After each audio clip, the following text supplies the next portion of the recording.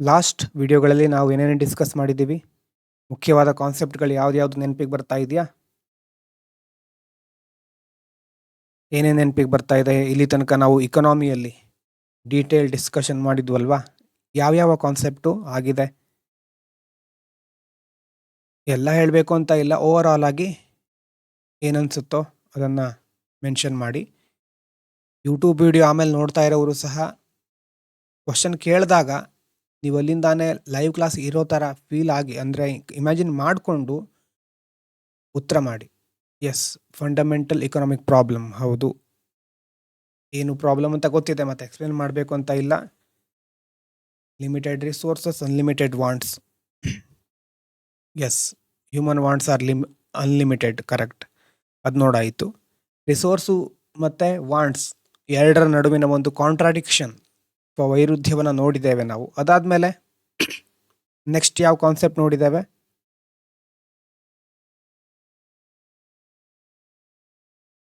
ಇಲ್ಲಿ ತನಕ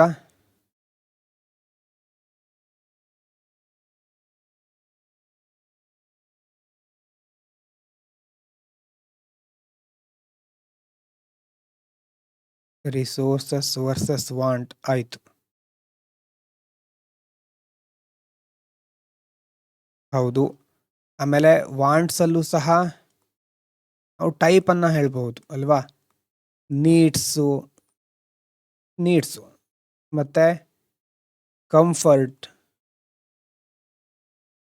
comforts, luxury items, ಈ ಥರ ಅಲ್ಲೂ ಸಹ ನಾವು ಡಿಸ್ಟಿಂಕ್ಷನ್ ಮಾಡಬಹುದು. ಎಸ್, ಸೊ ಈ ಥರ ಡಿಸ್ಟಿಂಕ್ಷನ್ ಮಾಡಿ ಅದರಲ್ಲಿ ಏನು ಮಾಡಬೇಕು? Correct, prioritisation. ಯಾವುದು ಮುಖ್ಯ ಅಂತ ನಾವು ಸರಿಯಾಗಿ ಆದ್ಯತೆಗಳನ್ನು ಇಟ್ಕೋಬೇಕು. Correct, prioritisation. ಗುಡ್ ಮಾರ್ನಿಂಗ್, ಯಾರೇ ಜಾಯ್ನ್ ಆಗ್ತಿದ್ರೆ ಎಲ್ರಿಗೂ ಗುಡ್ ಮಾರ್ನಿಂಗ್. ಪ್ರಯಾರಿಟೈಸೇಷನ್. ಎಸ್, ಅದಾದಮೇಲೆ ನಾವು ಕೆಲವೊಂದು ಕ್ವಶನ್ಗಳನ್ನ ಡಿಸ್ಕಸ್ ಮಾಡಿದ್ದೇವೆ, ನೀವು ಬರ್ಕೊಂಡಿರಬಹುದು. ಟೆಕ್ನಾಲಜಿ ಮುಂದುವರಿತಾ ಇದ್ದರೂ why do we still have problems ಅಂತ ನೋಡಿದ್ದೇವೆ. ಈಗ ಅದಕ್ಕೆ ಎಕ್ಸ್ಪ್ಲೇನ್ ಮಾಡಬೇಕು ಅಂತ ಇಲ್ಲ. ಅದಾದಮೇಲೆ ಸ್ಕ್ಯಾರ್ಸಿಟಿ ಅಂತಂದರೆ ಏನು, ಸ್ಕ್ಯಾರ್ಸಿಟಿ ಮತ್ತು ಶಾರ್ಟೇಜ್ ನಡುವೆ ಏನು ಡಿಫ್ರೆನ್ಸು, ನಾನು ಈಗ ಹೇಳ್ತಾ ಇದ್ದ ಹಾಗೆ ಅದರ ಆನ್ಸರ್ ನೆನಪಾಗಬೇಕು ನಿಮಗೆ. Can something be free and yet scarce ಅಂತ ಕೇಳಿದ್ದೀವಲ್ವಾ, ನೋಡಿದ್ದೀವಿ. ಫ್ರೀ ಆಗಿರುತ್ತೆ ಆದರೂ ಸ್ಕ್ಯಾರ್ಸ್ ಆಗಿರಬಹುದಾ ಒಂದು ರಿಸೋರ್ಸು?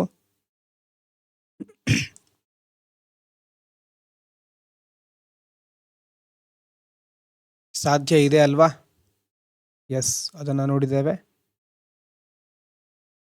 ನೆಕ್ಸ್ಟ್, ಅನ್ಲಿಮಿಟೆಡ್ ರಿಸೋರ್ಸ್ಗಳನ್ನು ಯಾಕೆ ಪ್ರೊಡ್ಯೂಸ್ ಮಾಡಲಿಕ್ಕಾಗಲ್ಲ ಅಂತ ನೋಡಿದ್ವಿ. ನೆಕ್ಸ್ಟ್ ಅದಾದಮೇಲೆ ಫ್ಯಾಕ್ಟರ್ಸ್ ಆಫ್ ಪ್ರೊಡಕ್ಷನ್ನಲ್ಲಿ ಗೊತ್ತಿದೆ, ಲ್ಯಾಂಡ್, ಲೇಬರ್, ಕ್ಯಾಪಿಟಲ್ ಅಂತ ನೋಡಿ ಆಗಿದೆ. ಆಂಟ್ರಪ್ರಿನರ್ಶಿಪ್ಪು. ಲ್ಯಾಂಡ್ ಅಂತಂದರೆ ನ್ಯಾಚುರಲ್ ರಿಸೋರ್ಸಸ್ ಎಲ್ಲ ಅದರಲ್ಲಿ ಕವರ್ ಆಗುತ್ತೆ. ಒಂದೇ ಫ್ಯಾಕ್ಟರ್ ಇಂಪಾರ್ಟೆಂಟ್ ಆಗಿರುತ್ತೆ ಯಾವಾಗಲೂ ಅಂತ ಅಲ್ಲ, it depends on the situation, context. ಕೆಲವೊಂದು ಸಾರಿ ಮುಖ್ಯ ಆಗಿರಬಹುದು, ಆದರೆ ಒಂದು ಪ್ರಾಡಕ್ಟ್ ರೆಡಿ ಆಗಲಿಕ್ಕೆ 4 ಫ್ಯಾಕ್ಟರ್ಗಳು ಅವಶ್ಯಕತೆ ಇರುತ್ತೆ. ಸ್ಕ್ಯಾರ್ಸಿಟಿಯಲ್ಲಿ ನೋಡಾಯಿತು. ಮತ್ತು ಅದಾದಮೇಲೆ can we eliminate scarcity completely? Yes or no? No ಅಲ್ವಾ? ಟೆಕ್ನಾಲಜಿ ನಮ್ಮ ಎಫಿಷಿಯನ್ಸನ್ನು ಇಂಪ್ರೂವ್ ಮಾಡಿದ್ರೆ ಎಜುಕೇಷನ್ನು ಪ್ರೊಡಕ್ಟಿವಿಟಿ ಇಂಪ್ರೂವ್ ಮಾಡಬಹುದು, ಇನೋವೇಷನ್ನು ಔಟ್ಪುಟನ್ನು ಇನ್ಕ್ರೀಸ್ ಮಾಡಬಹುದು. ಆದರೆ none of these can make resources unlimited. ಆ ಒಂದು ಪ್ರಾಬ್ಲಮ್ ಯಾವಾಗಲೂ ಇರುತ್ತೆ. ಹಾಗಾಗಿ ಆ ಸ್ಕ್ಯಾರ್ಸಿಟಿ ಇರೋದ್ರಿಂದಾನೇ ಯಾವ ಕಾನ್ಸೆಪ್ಟ್ ಕ್ರಿಯೇಟ್ ಆಗೋದು? ಎಲ್ಲ ರಿಸೋರ್ಸ್ಗಳು ಲಿಮಿಟೆಡ್ ಆಗಿರೋದ್ರಿಂದಾನೇ ನಾವೇನು ಮಾಡಬೇಕಾಗತ್ತೆ? ಮುಂದೆ ಬರೋ ಕಾನ್ಸೆಪ್ಟ್ ಯಾವುದು ಲಿಂಕ್ ಆಗಿರೋದು?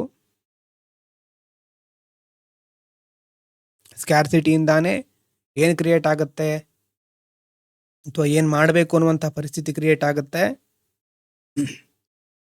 ಹಣ ಕಡಿಮೆ ಇದೆ, 100 ರೂಪಾಯಿ ಮಾತ್ರ ಇದೆ, ಒಂದೋ ಈಗ ಹೋಗಿ ಬ್ರೇಕ್ಫಾಸ್ಟ್ ಮಾಡಬೇಕು, ಇಲ್ಲ ಅಂತಂದರೆ ಆ ಹಣವನ್ನು ಇಟ್ಕೊಂಡು ಇನ್ನೊಂದು ಕಡೆ ಟ್ರಾವೆಲ್ ಮಾಡಬೇಕು.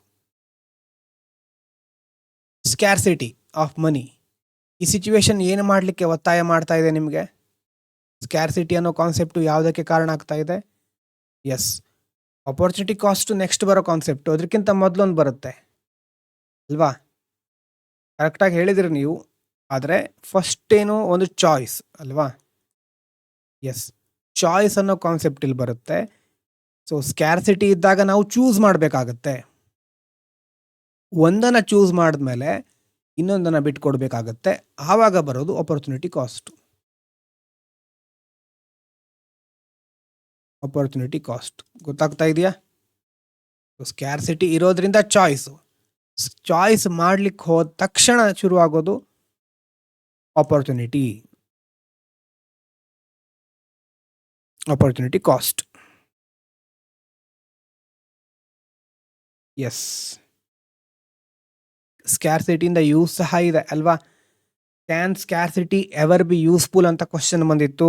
ಹೌದು, ಯೂಸ್ಫುಲ್ ಆಗಬಹುದು. ಸ್ಕ್ಯಾರ್ಸಿಟಿಯಿಂದಾನೇ ನಾವು ಇನೋವೇಷನ್ ಅಥವಾ ಎಫಿಷಿಯನ್ಸಿ ಅಂತ ಕಾನ್ಸೆಪ್ಟನ್ನು ಮುಂದೆ ಪಡ್ಕೊಳ್ತಾ ಹೋಗಿದ್ದೇವೆ. ಇಲ್ದಿದ್ರೆ ಇನೋವೇಷನ್ ಅನ್ನೋ ಕಾನ್ಸೆಪ್ಟೇ ಇರ್ತಾ ಇರಲಿಲ್ಲ. ಎಲ್ಲ ಅನ್ಲಿಮಿಟೆಡ್ ಆಗಿರ್ತಿತ್ತು ಅಂದರೆ ಇನೋವೇಷನ್ ಆಗ್ತಾನೆ ಇರಲಿಲ್ಲ. ಎಫಿಷಿಯನ್ಸಿ ಕಡೆನೂ ನಾವು ಫೋಕಸ್ ಮಾಡ್ತಾ ಇರಲಿಲ್ಲ. ಸೊ ಅದಾದಮೇಲೆ ಬರೋದು ಎಫಿಷಿಯನ್ಸಿ ಅಂತ ಕಾನ್ಸೆಪ್ಟು ಲಿಂಕ್ ಆಗಿರೋದು. ಎಫಿಷಿಯನ್ಸಿ ನೋಡಿದ್ದೀರಾ ವಿಡಿಯೋವನ್ನು? ಇವತ್ತು ಕ್ಲಾಸಲ್ಲಿ ಕೆಲವರು ಆಮೇಲೆ ನೋಡಿರೋದಕ್ಕಿಲ್ಲ, ಲೈವಲ್ಲಿ ರೆಕಾರ್ಡ್ ಕ್ಲಾಸ್ ನೋಡಿದ್ದೀರಾ ಗೊತ್ತಿಲ್ಲ. ಎಫಿಷಿಯನ್ಸಿ ಅಂತಂದರೆ ಏನು ನೋಡಬೇಕು, ಅದು ಇಂಪಾರ್ಟೆಂಟು. ಎಫಿಷಿಯನ್ಸಿ ಅಂತಂದರೆ doing the right things the right way, ಸರಿಯಾದ ರೀತಿ ಸರಿಯಾದ ಕೆಲಸವನ್ನು ಮಾಡೋದು. ಅದ್ರ ಬಗ್ಗೆ ಎಕ್ಸಾಂಪಲ್ಸ್ ಹಾಕೊಟ್ಟಿದ್ದೇನೆ, ವಿಡಿಯೋವನ್ನು ನೋಡಬೇಕು. ಆಮೇಲೆ ಎಫಿಷಿಯನ್ಸಿಲಿ 2 ಥರ ಇರುತ್ತೆ. ಹಿಂದಿನ ವಿಡಿಯೋ ನೋಡಿಕೊಂಡೇ ಮುಂದಿನ ವಿಡಿಯೋಗೆ ಲೈವಿಗೆ ಜಾಯ್ನ್ ಆಗಿ, ಯಾಕಂದರೆ ನಿನ್ನೆ ಮೊನ್ನೆ 2 ದಿನ ಟೈಮ್ ಇತ್ತು ಅಲ್ವಾ? ದಿನ 1 ಗಂಟೆನೂ ಇರಲಿಲ್ಲ 2ನೇ ವಿಡಿಯೋ ನನ್ನ ಪ್ರಕಾರ. ಸಾಧ್ಯ ಆದಾಗ ನೋಡಿ ಮುಗಿಸ್ಕೊಳ್ಳಿ, ಯಾಕಂದರೆ ಪೆಂಡಿಂಗ್ ಆಗ್ತಾ ಹೋದರೆ ಕಾನ್ಸೆಪ್ಟು ಮೊದಲಿಂದು ಕನೆಕ್ಟ್ ಆಗೋದಿಲ್ಲ. ಕ್ವಶನ್ ಕೇಳಿದ್ರು ಯೂಸ್ ಇಲ್ಲ. ನಾನು ಕ್ವಶನ್ ಕೇಳ್ತಾ ಇರ್ತೇನೆ, ನೋಡಿಲ್ಲ ಅಂತಂದರೆ ಯೂಸ್ ಇರೋದಿಲ್ಲ. ಸಾಧ್ಯ ಆದಾಗ ಆಮೇಲೆ ಮುಗಿಸ್ಕೊಳ್ಳಿ. ಮಧ್ಯಾಹ್ನದ ಕ್ಲಾಸ್ನ ಒಳಗಡೆ ನೋಡಿದರೆ ಅರ್ಥ ಆಗುತ್ತೆ. ಅದರಲ್ಲೇನು ಬಹಳ ದೊಡ್ಡ ರಾಕೆಟ್ ಸೈನ್ಸ್ ಅಂತೇನು ಇಲ್ಲ, ಅದರಲ್ಲಿ ಈಸಿ ಇದೆ. ಎಫಿಷಿಯನ್ಸಿಯಲ್ಲಿ 2 ಥರ ಇರುತ್ತೆ, ಪ್ರೊಡಕ್ಟಿವ್ ಎಫಿಷಿಯನ್ಸಿ, ಅಲೋಕೇಟಿವ್ ಎಫಿಷಿಯನ್ಸಿ ಅಂತ. ಪ್ರೊಡಕ್ಟಿವ್ ಎಫಿಷಿಯನ್ಸಿ ಅಂತಂದರೆ ರಿಸೋರ್ಸ್ಗಳನ್ನು ಹೇಗೆ ಬಳಸಬೇಕು ಅಂತ ತಿಳಿಸುತ್ತೆ. ಅಂದರೆ ಹೆಚ್ಚು ಪ್ರೊಡಕ್ಟಿವಿಟಿ ಹೌ ಅಂತ ಕ್ವಶನಿಗೆ ಆನ್ಸರ್ ಮಾಡುತ್ತೆ. ಅಲೋಕೇಟಿವ್ ಅಂತಂದರೆ ವಾಟ್ ಅಂತಂದರೆ ವಾಟ್ ಇಸ್ ದ ಪರ್ಪಸ್, ಅಥವಾ ಅಲ್ಲಿ ಯಾವುದಕ್ಕೋಸ್ಕರ ಅಥವಾ ಎಷ್ಟು ಅಲೋಕೇಟ್ ಮಾಡಬೇಕು ರಿಸೋರ್ಸ್ಗಳನ್ನು ಅಂತ ಅಲೋಕೇಟಿವ್ ಎಫಿಷಿಯನ್ಸಿ ತಿಳಿಸುತ್ತೆ. ಈಗ ಸರ್ಕಾರದ ಹತ್ರ ಬಜೆಟ್ ಇರುತ್ತೆ. ಆ ಬಜೆಟನ್ನು ಒಂದು ಕೆಲಸಕ್ಕೆ, ಉದಾಹರಣೆಗೆ ಒಂದು ಸ್ಕೂಲ್ ಕಟ್ಟಿಸ್ಲಿಕ್ಕಿದೆ. ಆ ಸ್ಕೂಲ್ ಕಟ್ಟಿಸ್ಲಿಕ್ಕೆ ಸರ್ಕಾರ ತುಂಬ ಸಮರ್ಥವಾಗಿ ಇರುವಂಥ ಹಣವನ್ನು ಖರ್ಚು ಮಾಡಿದರೆ, ಕರೆಕ್ಟಾಗಿ ಎಲ್ಲ ಹಣ ಪರ್ಫೆಕ್ಟಾಗಿ ಖರ್ಚು ಮಾಡಿದ್ದಾರೆ, ಯಾವುದೇ ಕರಪ್ಷನ್ ಆಗಿಲ್ಲ ಅಂತಂದರೆ ಅದು ಪ್ರೊಡಕ್ಟಿವ್ ಎಫಿಷಿಯನ್ಸಿ. ಅಂದರೆ ಅಲ್ಲಿ ಚೆನ್ನಾಗಿ ಕೆಲಸ ಮಾಡಿದ್ದಾರೆ, ಪ್ರೊಡಕ್ಟಿವ್ ಆಗೆಲ್ಲ ಆಗಿದೆ. ಪ್ರೊಡಕ್ಟಿವ್ ಎಫಿಷಿಯನ್ಸಿ ಜಾಸ್ತಿ ಇದೆ. ಅದೇ ಬಜೆಟ್ ಇರೋದು ಇಷ್ಟೇ ಕೋಟಿ, ಒಂದು 10 ಕೋಟಿ ಅಂತ ಇಟ್ಕೊಳ್ಳೋಣ. 10 ಕೋಟಿಯಲ್ಲಿ ಒಂದೋ ಸ್ಕೂಲ್ ಕಟ್ಟಿಸ್ಬೇಕು, ಇಲ್ಲ ಅಂತಂದರೆ ಒಂದು ಹಾಸ್ಪಿಟಲ್ ಬಿಲ್ಡ್ ಮಾಡಬೇಕು.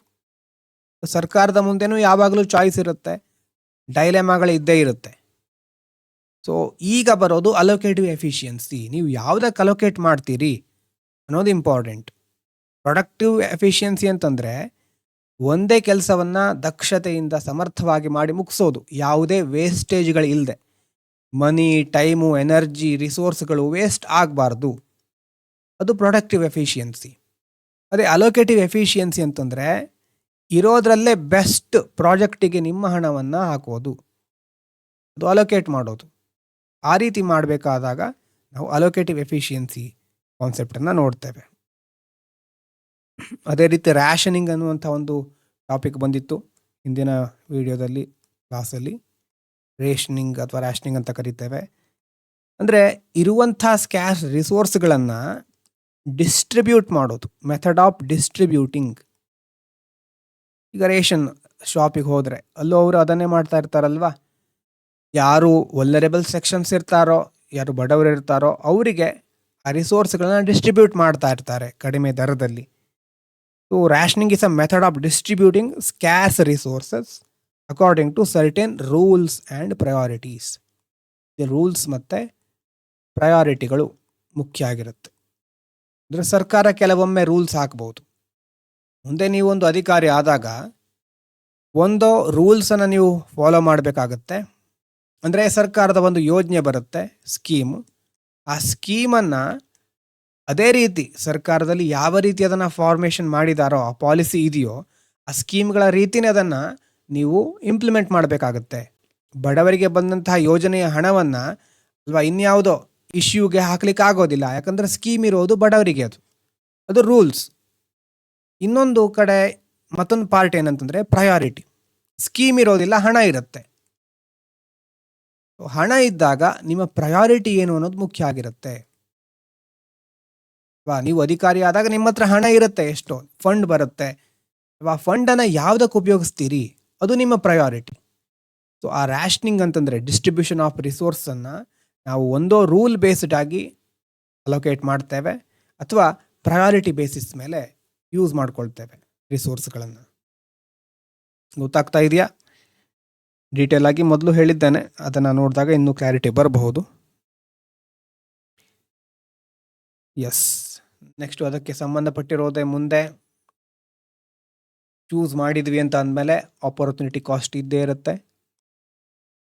ಆಪರ್ಚುನಿಟಿ ಕಾಸ್ಟ್ ಜೀವನದಲ್ಲಿ ಎಷ್ಟೋ ಸಾರಿ ಏನೇನೋ ಪಡ್ಕೊಳ್ತಾ ಇರ್ತೀವಿ ಮತ್ತು ಯಾವುದನ್ನು ತ್ಯಾಗ ಮಾಡ್ತಾನೆ ಇರ್ತೀವಿ. ಇಲ್ಲಿ ಒಂದು ಶಬ್ದ ಬರುತ್ತೆ, ಕೆಲವರು ಕೇಳಿರಬಹುದು, every choice involves trade offs ಅಂತ. ಟ್ರೇಡ್ ಆಫ್ ಶಬ್ದದ ಅರ್ಥ ಏನು? Every choice involves a trade of. Trade of ಅಂತ ನಾನು ಹೇಳಿದ್ದೆ ಮೊದಲು. ಇದು ಈಗ ಶುರು ಆಗಿರೋ ಕಾನ್ಸೆಪ್ಟು, ಹಿಂದಿನ ವಿಡಿಯೋದಲ್ಲಿ ಇದನ್ನು ಮಾಡಿರಲಿಲ್ಲ. ಅಂದರೆ ಮೊದಲು ಒಂದು ಸಾರಿ ಹೇಳಿದ್ದೆ ಟ್ರೇಡ್ ಆಫ್ ಅಂತ ಶಬ್ದ. ಪ್ರತಿಯೊಂದು ಚಾಯ್ಸಲ್ಲೂ ಒಂದು ಟ್ರೇಡ್ ಆಫ್ ಇರುತ್ತೆ. ಟ್ರೇಡ್ ಆಫ್ ಅಂತಂದರೆ ಏನು? ಟ್ರೇಡ್ ಆಫ್ ಅಂತಂದರೆ ನಾವು ಹೇಳಿದ್ದೀವಿ ಮೊದಲು ಬಿಟ್ಟು ಕೊಡೋದು. ಒಂದು ಬೇಕು ಅಂತಂದರೆ ಇನ್ನೊಂದು ಬಿಟ್ಟು ಕೊಡೋದು. ಸೊ ಟ್ರೇಡ್ ಆಫ್ ಮೀನ್ಸ್, ಸಾಧ್ಯ ಆದಾಗೆಲ್ಲ ಬರ್ಕೊಳ್ತಾ ಇರಿ, ಮೀನ್ಸ್ choosing one thing. ಒಂದನ್ನು ಚೂಸ್ ಮಾಡಿದ್ರೆ choosing one thing, one thing means giving up another. ಅದಕ್ಕೆ ಟ್ರೇಡ್ ಆಫ್ ಅಂತ ಕರೆಯೋದು. ಅಂದರೆ ಆ ಪ್ರೊಸೆಸ್ ಇದೆಯಲ್ವಾ, ಈಗ ಆಪರ್ಚುನಿಟಿ ಕಾಸ್ಟು ಅದೇ ಕಾನ್ಸೆಪ್ಟೇ. ಆದರೆ ಈಗ ಬಿಟ್ಕೊಡೋದು, ಸಿಂಪಲ್ ಆಗಿ ನಮ್ಮ ಭಾಷೆಯಲ್ಲಿ ಹೇಳೋದಾದರೆ ಈ ಟ್ರೇಡ್ ಆಫ್ ಅಂತ ಕರೀತಾರೆ. ಅಂತಂದರೆ ಎಕ್ಸಾಮ್ನಲ್ಲಿ ಡೈರೆಕ್ಟಾಗಿ ಆಪರ್ಚುನಿಟಿ ಕಾಸ್ಟ್ ಮೇಲೆ ಕ್ವಶನ್ ಬರೋದಿಲ್ಲ, ಕೆಲವೊಂದು ಸಾರಿ ಬೇರೆ ಶಬ್ದಗಳನ್ನು ಯೂಸ್ ಮಾಡ್ತಾರೆ. ಆದರೆ ಕಾನ್ಸೆಪ್ಟ್ ಅದೇ ಅಂತ ಗೊತ್ತಿರಲಿ, ಆವಾಗ ಇಂಥ ಶಬ್ದಗಳನ್ನು ನೆನಪಿಟ್ಕೊಳ್ಬೇಕಾಗತ್ತೆ ಅಥವಾ ತಿಳ್ಕೊಂಡಿರ್ಬೇಕಾಗತ್ತೆ. ಅವರು ಟ್ರೇಡ್ ಆಫ್ ಅಂತ ಕೊಟ್ಟರೂ ಸಹ ಅದು ಯಾವುದಕ್ಕೆ ಸಂಬಂಧಿಸಿರೋ concept? Opportunity cost, trade off. ಎಲ್ಲ ಕೆಲಸಗಳನ್ನು ಒಂದೇ ಸಾರಿ ಮಾಡಲಿಕ್ಕಾಗಲ್ಲ. ಹಾಗಾದರೆ ಆಪರ್ಚುನಿಟಿ ಕಾಸ್ಟ್ ಅಂದರೆ ಏನು? ಒಂದು ವೇಳೆ ನಾನೇನಾದರೂ ಮೇಲ್ಗಡೆ ಸ್ಪೀಡಾಗಿ ಹೋಗ್ತಾ ಇದ್ರೆ ಅಲ್ಲಿ ಮೆನ್ಷನ್ ಮಾಡಿ, ಸ್ಲೋ ಮಾಡಿ, ಅಥವಾ ನೆಕ್ಸ್ಟ್ ಕಾಣಿಸ್ತಾ ಇಲ್ಲ, ಏನೇ ಪ್ರಾಬ್ಲಮ್ ಬಂದರೂ ಮೆನ್ಷನ್ ಮಾಡಿ ಅಲ್ಲಿ. ನೆಕ್ಸ್ಟ್ ನೋಡಿ, ಆಪರ್ಚುನಿಟಿ ಕಾಸ್ಟಿಗೆ definition. Opportunity cost is the value of the next next best alternative. Best alternative. Next best alternative that you give up. That you give up. Give up when making a choice.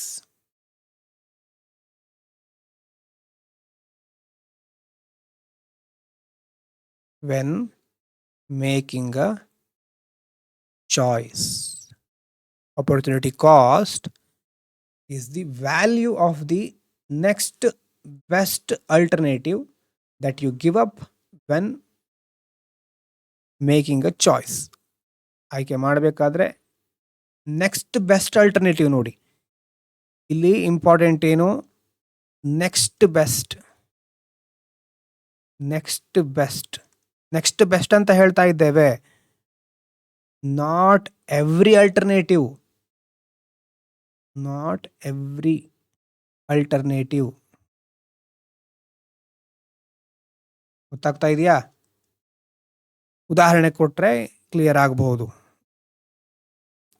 Example, ನಿಮ್ಮ ಹತ್ರ ಈಗ 2000 rupees ಇದೆ. ಅದರಿಂದ ಮೊದಲು ಕೊಟ್ಟಿದ್ದ ಒಂದು ಬುಕ್ಕನ್ನು purchase ಮಾಡಬಹುದು, ಅಥವಾ ಯಾವುದೋ ಒಂದು ವರ್ಕ್ಶಾಪ್, ಸ್ಕಿಲ್ ವರ್ಕ್ಶಾಪಿಗೆ ಹೋಗಿ ಸ್ಕಿಲ್ಲನ್ನು ಕಲಿಬಹುದು. ವರ್ಕ್ಶಾಪ್ ಅಥವಾ ಸ್ಕಿಲ್ ಆನ್ಲೈನ್ ವರ್ಕ್ಶಾಪ್ಗಳೆಲ್ಲ ಇದೆ ಈಗ ಜಾಸ್ತಿ. ಅಥವಾ ಅದರಿಂದ ಒಂದು ವೈರ್ಲೆಸ್ ಇಯರ್ಫೋನ್ ಪರ್ಚೇಸ್ ಮಾಡಬಹುದು. ಇದೆಲ್ಲ ಏನು? ಚಾಯ್ಸಸ್. ನಮ್ಮ ಮುಂದಿರೋ ಆಯ್ಕೆಗಳು. ಇಲ್ಲಿ ನಾವು ಒಂದನ್ನು ಚೂಸ್ ಮಾಡಬೇಕಾಗತ್ತೆ. ಒಂದು ಚೂಸ್ ಮಾಡಿದರೆ ಇನ್ನೊಂದನ್ನು ಬಿಟ್ಕೊಡ್ಬೇಕಾಗತ್ತೆ ಅಲ್ವಾ?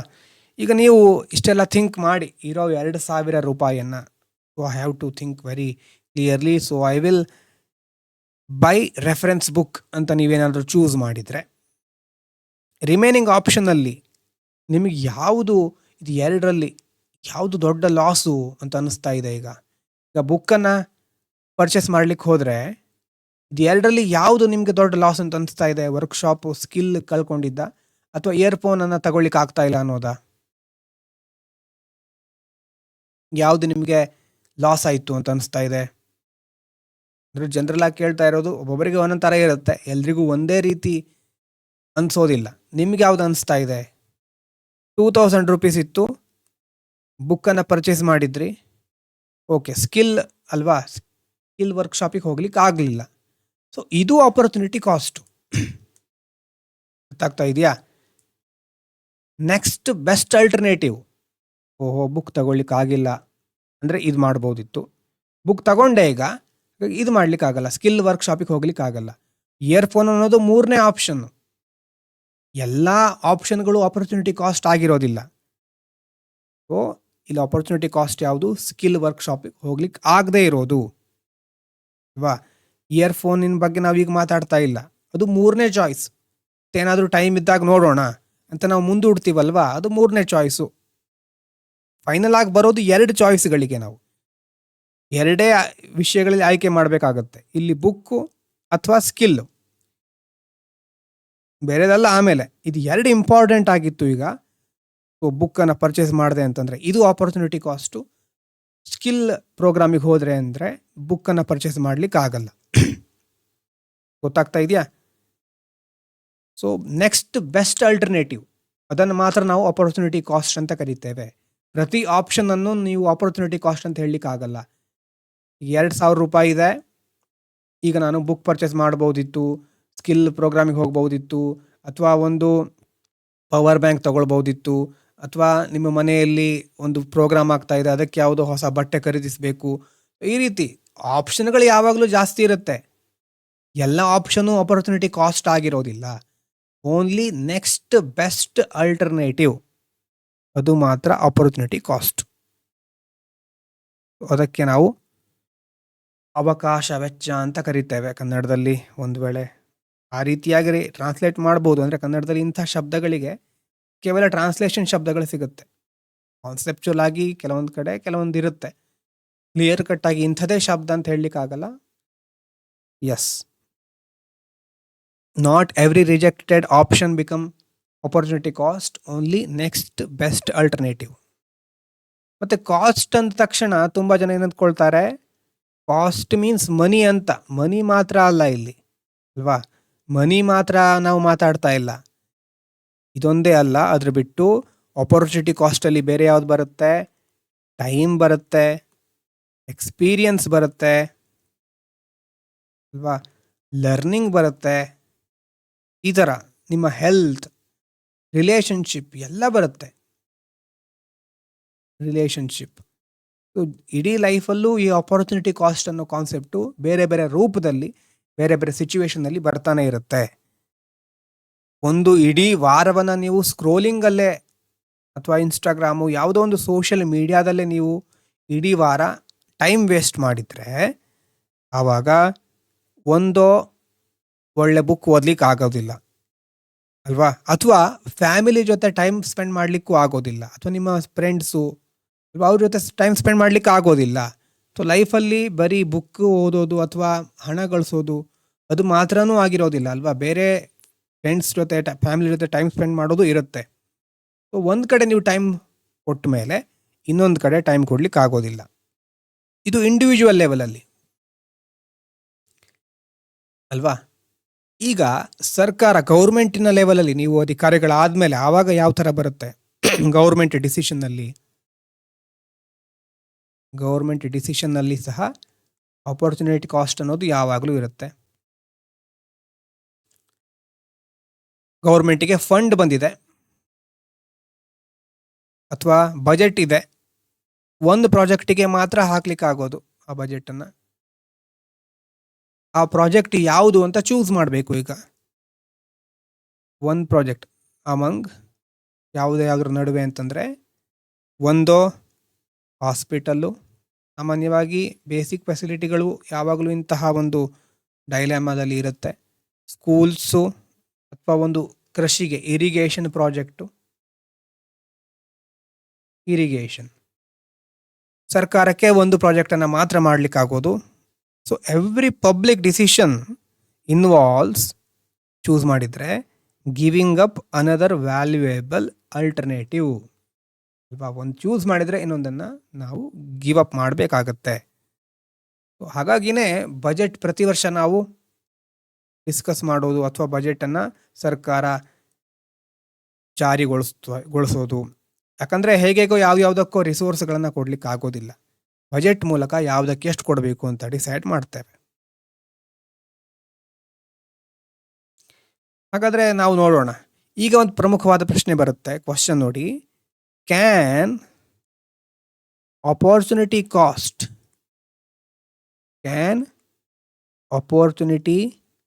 Cost B zero? Opportunity cost zero ಆಗಬಹುದಾ ಯಾವತ್ತಾದರೂ? ಏನನ್ಸುತ್ತೆ ನಿಮಗೆ? Can opportunity cost B zero ಆಗಬಹುದಾ ಅಥವಾ ಆಗ್ಲಿಕ್ಕೆ ಸಾಧ್ಯನೇ ಇಲ್ವಾ ಯಾವಾಗಲೂ? ಝೀರೋ ಆಗೋದೇ ಇಲ್ಲ ಅಂತನ ಅಥವಾ ಝೀರೋ ಆಗುತ್ತೆ ಅಂತನ? Can be zero, can't be zero, ಏನು ಹೇಳ್ಬೋದು? ಥಿಂಕ್ ಮಾಡಿ. ಕೆಲವೊಂದು ಸಿಚುವೇಶನ್ ಇರುತ್ತೆ, ಇನ್ ರೇರ್ ಸಿಚುವೇಶನ್ನಲ್ಲಿ ಆಪರ್ಚುನಿಟಿ ಕಾಸ್ಟ್ ಶೂನ್ಯ ಆಗಬಹುದು, ಝೀರೋ ಆಗಬಹುದು. ಎಸ್, ಇನ್ ರೇರ್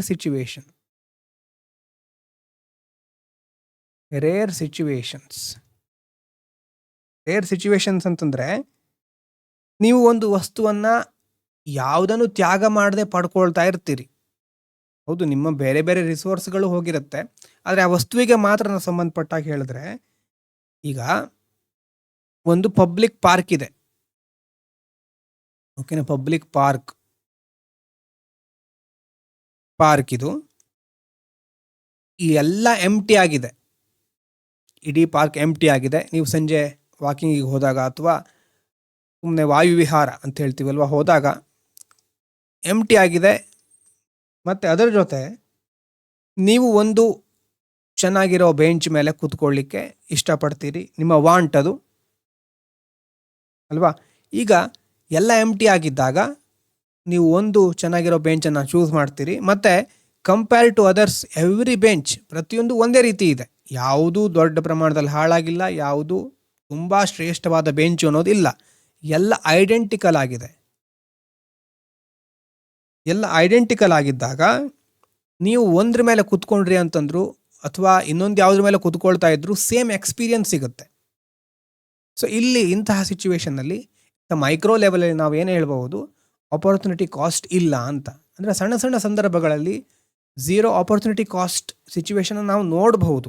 ಅಂದರೆ ಕಂಪ್ಲೀಟ್ ಆಗಿ ಯಾವಾಗಲೂ ಆಪರ್ಚುನಿಟಿ ಕಾಸ್ಟು ಇದ್ದೇ ಇರುತ್ತೆ ಅಂತ ಹೇಳಲಿಕ್ಕಾಗಲ್ಲ. ಆದರೆ ನಾವು ಕನ್ಸಿಡರ್ ಮಾಡೋದು ಮೇಜರ್ ಲೈಫ್ ಡಿಸಿಷನ್ಗಳಲ್ಲಿ ಆಪರ್ಚುನಿಟಿ ಕಾಸ್ಟ್ ಇರುತ್ತೆ ಅಂತ. ಝೀರೋ ಇಲ್ಲದೆ ಇರೋ ಉದಾಹರಣೆಗೆ ಎಲ್ಲ ಸಿಮಿಲರ್ ಇದ್ದಾಗ, ಎಲ್ಲ ರಿಸೋರ್ಸ್ಗಳು ಸಿಮಿಲರ್ ಇದ್ದಾಗ ಮತ್ತು ನಿಮಗೆ ಯಾವುದನ್ನು ಬೇಕಾದರೂ ಚೂಸ್ ಮಾಡಬೇಕಾದ ಆಯ್ಕೆ ಇದ್ದಾಗ ಆಪರ್ಚುನಿಟಿ ಕಾಸ್ಟ್ ಝೀರೋ ಅಂತ ಹೇಳ್ಬೋದು. ಸೊ ಸಾಮಾನ್ಯವಾಗಿ ಇರುತ್ತೆ ಆಪರ್ಚುನಿಟಿ ಕಾಸ್ಟ್. ನಾವು ಜನರಲ್ ಆಗಿ ಕೈಗೊಳ್ಳುವ ಡಿಸಿಷನ್ಗಳಲ್ಲಿ ಆಪರ್ಚುನಿಟಿ ಕಾಸ್ಟ್ ಇರುತ್ತೆ. ಸೊ ಹಾಗಾಗಿ ಮುಂದೆ ಒಂದು ಡಿಸಿಷನ್ ಮೇಕಿಂಗ್ ಲೆವೆಲಿಗೆ ಹೋದಾಗ ಅಲ್ವಾ, ನೀವು ಪ್ರತಿ ಸಾರಿನೂ ಪ್ರಶ್ನೆ ಮಾಡಬೇಕಾಗುತ್ತೆ, ಈ ಪ್ರಾಜೆಕ್ಟಿಂದ ಏನು ನಮ್ಗೆ ಸಿಗ್ತಾ ಇದೆ, ಏನನ್ನು ನಾವು ಕಳ್ಕೊಳ್ತಾ ಇದ್ದೇವೆ, what will I gain and what am I giving up. ಎರಡು ಪ್ರಶ್ನೆಯನ್ನು ಕೇಳ್ಕೊಳ್ತಾನೆ ಇರಬೇಕಾಗತ್ತೆ. ಯಾಕಂದರೆ ನಿಮ್ಮ ಡಿಸಿಷನ್ನು ತುಂಬ ಜನರ ಜೀವನದ ಮೇಲೆ ಪರಿಣಾಮ ಬೀರುತ್ತೆ. ಹಾಗಾಗಿ ಆ ಸಂದರ್ಭದಲ್ಲಿ ಆಪರ್ಚುನಿಟಿ ಕಾಸ್ಟ್ ಕಲ್ಪನೆ ಇರಲೇಬೇಕು. ಆಲ್ಟರ್ನೇಟಿವ್ಸ್ ಏನು ಅಂತ ನೋಡ್ತಾನೆ ಇರಬೇಕು. ಒಂದು ಸಮಸ್ಯೆಯನ್ನು ಪರಿಹರಿಸಲಿಕ್ಕೆ ಸಾವಿರಾರು ದಾರಿಗಳಿರುತ್ತೆ. ನಾವು ನಮ್ಮ ಒಂದು ಮೊದಲಿಂದ ಬಂದಿರುವಂಥ ಅಭ್ಯಾಸ ಇರುತ್ತಲ್ವ, ಹಾಗಾಗಿ ನಾವು ಎಲ್ಲ ದಾರಿಗಳನ್ನು ಎಕ್ಸ್ಪ್ಲೋರ್ ಮಾಡೋದಿಲ್ಲ. ಎಷ್ಟೋ ಸಾರಿ ನಾವು ಯೂಸ್ ಮಾಡಿರೋ ದಾರಿಗಿಂತ ತುಂಬ ಸುಲಭವಾದ ಸರಳವಾದ ದಾರಿ ಇರುತ್ತೆ. ಆದರೆ ನಾವು ಒಂದು ಟೆನ್ಷನ್ನಲ್ಲಿ ಈ ಸಮಸ್ಯೆಗೆ ಇದೇ ಪರಿಹಾರ ಅಂತ ನಾವು ಕಣ್ಣು ಮುಚ್ಕೊಂಡು ಅದನ್ನೇ ಪಾಲಿಸ್ಬಿಡ್ತೇವೆ. ಸಮಸ್ಯೆಯನ್ನು ನೋಡುವ ದೃಷ್ಟಿಕೋನ ಮತ್ತು ಆ ಸಮಸ್ಯೆಯ ಸಾಲ್ವ್ ಮಾಡುವಂಥ ವಿಧಾನ ಈಸಿಯಾಗಿರಬಹುದು. ಸೊ ಈಸಿಯಾದ ಸೊಲ್ಯೂಷನ್ಗಳು ಯಾವಾಗಲೂ ಇರುತ್ತೆ, ಅದರ ಕಡೆ ನಾವು ಫೋಕಸ್ ಮಾಡಬೇಕು. ಹಾಗಾಗಿ ಆಪರ್ಚುನಿಟಿ ಕಾಸ್ಟ್ ಅನ್ನೋದು ಅರ್ಥ ಮಾಡಿಕೊಂಡ್ರೆ ಮುಂದೆ ಟೈಮ್ ಇರಬಹುದು, ಮತ್ತು ಮನಿ ಮತ್ತು ವೇಸ್ಟ್ ಕಡಿಮೆ ಮಾಡೋದು, ಪ್ರಯಾರಿಟಿ ಸೆಟ್ ಮಾಡಲಿಕ್ಕೆ, ರ್ಯಾಷನಲ್ ಆಗಿ ಡಿಸಿಷನ್ ಕೈಗೊಳ್ಳಲಿಕ್ಕೆ ಎಲ್ಲ ಕಡೆ ಈ ಕಾನ್ಸೆಪ್ಟ್ ನಿಮ್ಗೆ ಹೆಲ್ಪ್ ಆಗುತ್ತೆ. ಸೊ ಸ್ಕ್ಯಾರ್ಸಿಟಿ ಇದೆ, ಸ್ಕ್ಯಾರ್ಸಿಟಿಯಿಂದ ಚಾಯ್ಸ್ ಅನ್ನುವಂಥ ಕಾನ್ಸೆಪ್ಟ್ ಕ್ರಿಯೇಟ್ ಆಗುತ್ತೆ. ಚಾಯ್ಸ್ ಇರೋದ್ರಿಂದ ನಾವು ಒಂದನ್ನು ಚೂಸ್ ಮಾಡಬೇಕು ಅಂತಂದರೆ ಅಲ್ಲಿ ಒಂದು ನೆಕ್ಸ್ಟ್ ಬೆಸ್ಟ್ ಅಲ್ಟರ್ನೇಟಿವ್ ಫಾರ್ಗಾನ್ ಅಂತ ಕರಿತೇವೆ. Opportunity cost is the next best alternative forgone. ಇದು ಸಹ ಸೇಮ್ ಮೀನಿಂಗ್ ಅದೇ, ಶಬ್ದಗಳು ಬೇರೆ ಬೇರೆ. ಯಾಕೆ ಬೇರೆ ಬೇರೆ ಶಬ್ದಗಳನ್ನು ಪದೇ ಪದೇ ಉಪಯೋಗಿಸ್ತಾ ಇರ್ತೇನೆ ಅಂತಂದರೆ, ಎಕ್ಸಾಮ್ನಲ್ಲಿ ಈ ಶಬ್ದ ನೋಡಿದ ತಕ್ಷಣ ಭಯ ಆಗಬಾರ್ದು. ಸೊ ಫಾರ್ಗಾನ್, ನೆಕ್ಸ್ಟ್ ಬೆಸ್ಟ್ ಅಲ್ಟರ್ನೇಟಿವ್ ಫಾರ್ಗಾನ್ ಅಂದರೆ ಅದೇ, ನೆಕ್ಸ್ಟ್ ಯಾವುದು ಒಳ್ಳೆ ಚಾಯ್ಸ್ ಇತ್ತು ಅದನ್ನು ಬಿಟ್ಕೊಡ್ತಾ ಇದ್ದೇವೆ, ಎಲ್ಲ ಕನ್ಸಿಡರ್ ಮಾಡ್ತಾ ಇಲ್ಲ, ಓನ್ಲಿ ನೆಕ್ಸ್ಟ್ ಬೆಸ್ಟ್. ಮತ್ತು ಯಾವಾಗಲೂ ಮನಿ ಅಂತಾನೆ ಇರುತ್ತಂತಲ್ಲ, ಟೈಮ್ ಇರಬಹುದು, ಲರ್ನಿಂಗ್ ಇರಬಹುದು, ಹೆಲ್ತು ಎಲ್ಲವೂ ಸಹ ಇನ್ಕ್ಲೂಡ್ ಆಗಿರುತ್ತೆ. ಸೊ ಗೊತ್ತಾಗಿದೆಯಾ ಈ ಕಾನ್ಸೆಪ್ಟ್? ಇಲ್ಲಿ ತನಕ ಯಾವುದಾದ್ರೂ ಒಂದು ವಿಷಯ ಅರ್ಥ ಆಗದೆ ಇದ್ದರೆ ತಿಳಿಸಿ. ಹೇಳ್ತಾ ಇರೋರಿಗೆ, ಯೂಟ್ಯೂಬಲ್ಲಿ ಆಮೇಲೆ ನೋಡ್ತಾ ಇರೋರು ಕಮೆಂಟ್ ಮಾಡಬಹುದು ಅಥವಾ ಮೆಸೇಜ್ ಮಾಡಬಹುದು. ನೆಕ್ಸ್ಟ್ ಬೆಸ್ಟ್ ಅಲ್ಟರ್ನೇಟಿವ್ ಫಾರ್ಗಾನ್ ನೋಟ್ಸ್ ಮಾಡ್ಕೊಳ್ತಾ ಇದ್ದೀರಾ?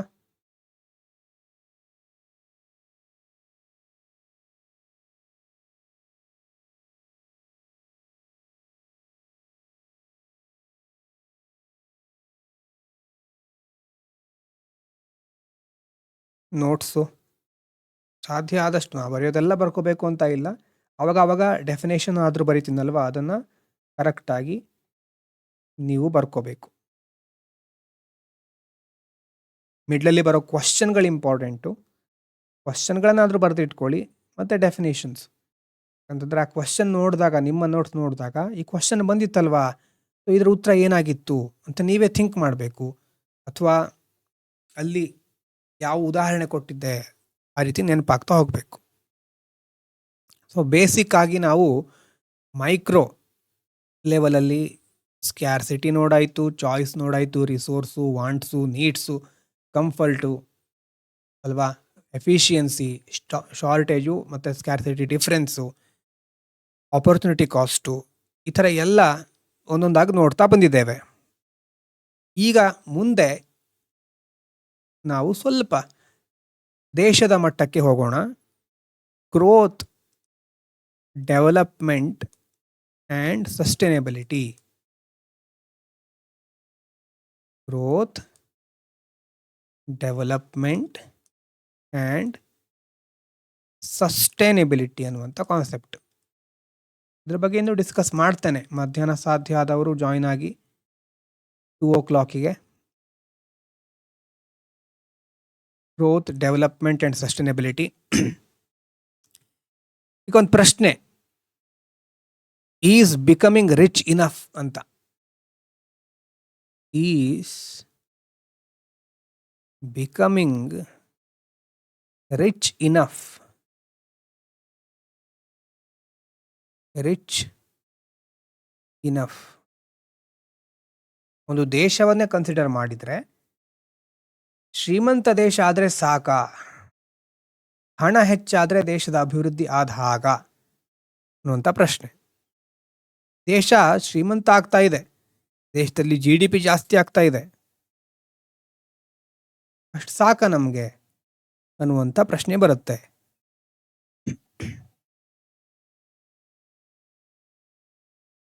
ಉದಾಹರಣೆಗೆ 2 ವಿಲೇಜಸ್ ಎಕ್ಸಾಂಪಲ್. ಇದು 2 ವಿಲೇಜಸ್ ಇದೆ, 2 ವಿಲೇಜಸ್. ವಿಲೇಜ್ ಎ, ಮೊದಲನೇದು ಎ ಅಂತ ಹಳ್ಳಿ, ಇನ್ನೊಂದು ಬಿ ಅನ್ನುವಂಥ ಇನ್ನೊಂದು ಹಳ್ಳಿ. ವಿಲೇಜ್ ಎ ಯಲ್ಲಿ ಕಳೆದ 10 ವರ್ಷಗಳಲ್ಲಿ ಎವರೇಜ್ ಇನ್ಕಮ್ ಡಬಲ್ ಆಗಿದೆ, 2x ಆಗಿದೆ. 2x ಅಂದರೆ ಡಬಲ್ ಆಗಿದೆ. ಹೊಸ ಶಾಪ್ಗಳು ಓಪನ್ ಆಗಿದೆ, ಹೆಚ್ಚು ಟೆಕ್ನಾಲಜಿನ ಯೂಸ್ ಮಾಡ್ತಾ ಇದ್ದಾರೆ. ಆದರೆ ಅದೇ ವಿಲೇಜಲ್ಲಿ ಸ್ಕೂಲ್ಗಳಲ್ಲಿ ಟೀಚರ್ಸ್ ಇಲ್ಲ, ಹೆಲ್ತ್ ಸೆಂಟರಲ್ಲಿ ಡಾಕ್ಟರ್ಸ್ ಇಲ್ಲ, ಮತ್ತು ಡ್ರಿಂಕಿಂಗ್ ವಾಟರ್ ಅನ್ಸೇಫ್ ಆಗಿದೆ. ಈ ರೀತಿ ಚಿಲ್ಡ್ರನ್ನು ಸರಿಯಾಗಿ ಶಾಲೆಗೆ ಹೋಗ್ತಾ ಇಲ್ಲ. ಅಲ್ಲಿರೋ ಜನರ ಆದಾಯ ಜಾಸ್ತಿ ಆಗಿದೆ, ಆದರೆ ಅಲ್ಲಿ ವ್ಯವಸ್ಥೆಗಳಲ್ಲಿ ಕೆಲವೊಂದು ದೋಷಗಳಿದೆ. ಅದು ವಿಲೇಜ್ ಎ ಕತೆ. ಇನ್ನು ವಿಲೇಜ್ ಬಿ ನೋಡಿ, ಇನ್ಕಮ್ ಅಷ್ಟೇನು ಇನ್ಕ್ರೀಸ್ ಆಗಿಲ್ಲ, ಸ್ಲೋ ಆಗಿ ಇನ್ಕ್ರೀಸ್ ಆಗ್ತಾ ಇದೆ ಇನ್ಕಮ್ಮು.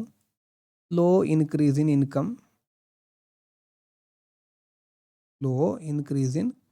ಇನ್ಕಮ್. ಆದರೆ ಹೆಲ್ತ್ ಕೇರ್ ಫೆಸಿಲಿಟಿ ಇದೆ. ಹೆಲ್ತ್ ಕೇರ್ ಫೆಸಿಲಿಟಿ ಈಗ ಚೆನ್ನಾಗಿ ಎಲ್ರಿಗೂ ಸಿಗ್ತಾ ಇದೆ. ಮತ್ತು ರೋಡ್ಸ್ ಚೆನ್ನಾಗಿದೆ, ರೋಡ್ಸ್ ಎಲ್ಲ ಚೆನ್ನಾಗಿದೆ. ಡ್ರಿಂಕಿಂಗ್ ವಾಟರ್ ಸೇಫ್ ಆಗಿದೆ, ಮತ್ತು ಎಜುಕೇಷನ್ ಸರಿಯಾಗಿ ಸಿಗ್ತಾ ಇದೆ. ಈಗ ಎ ಮತ್ತು ಬಿ ವಿಲೇಜ್, 2 ವಿಲೇಜ್ಗಳನ್ನು ನೀವು ನೋಡಿದ್ರಿ. ಎ ಯಲ್ಲಿ ಆವ್ರೇಜ್ ಇನ್ಕಮ್ ಜಾಸ್ತಿ ಆಗಿದೆ, ಬಿ ಯಲ್ಲಿ ಫೆಸಿಲಿಟಿಗಳು, ಬೇಕಾಗಿರೋ ಅವಶ್ಯಕತೆಗಳು ಚೆನ್ನಾಗಿದೆ. ಈಗ ಪ್ರಶ್ನೆ ಏನು, which village is more developed? ಯಾವುದು ನಿಮ್ಮ ಪ್ರಕಾರ?